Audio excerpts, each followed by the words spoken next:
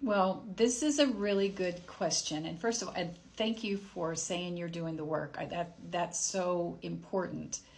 But I wish I had the answers for you, because the truth is I still have plenty of family members who are also still indoctrinated into these beliefs.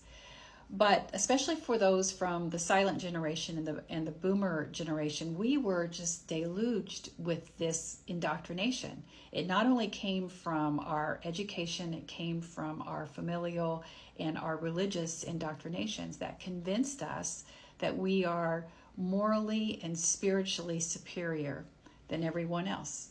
So anyone who doesn't look like, love like, or believe like we do, or who wasn't born here, is inferior.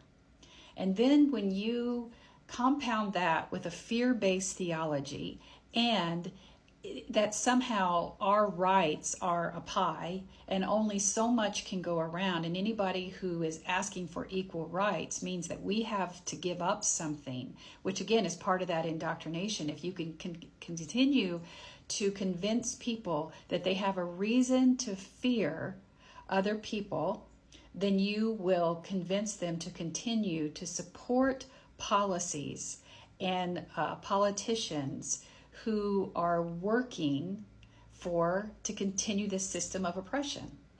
Because you see yourself as having these God-given rights. It has been instilled in you since day one.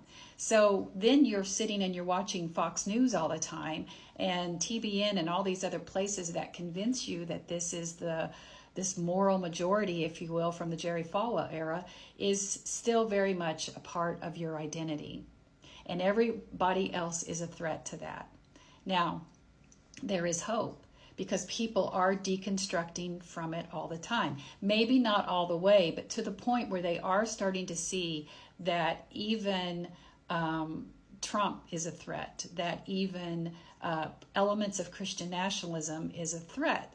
Because when it gets close enough to something that they care about or someone who they love, that is when the shift may happen. A shift small enough that maybe they would consider changing their vote. Do we have a long way to go? We absolutely do, because when you look at the statistics, it tells you that 80% of Republicans are still going to vote for Trump. So, and most of those are Christians. So we still have a long way to go, but that indoctrination is very, very hard to deconstruct from, because it's just so much a part of your identity. But we should never give up. We should never give up trying.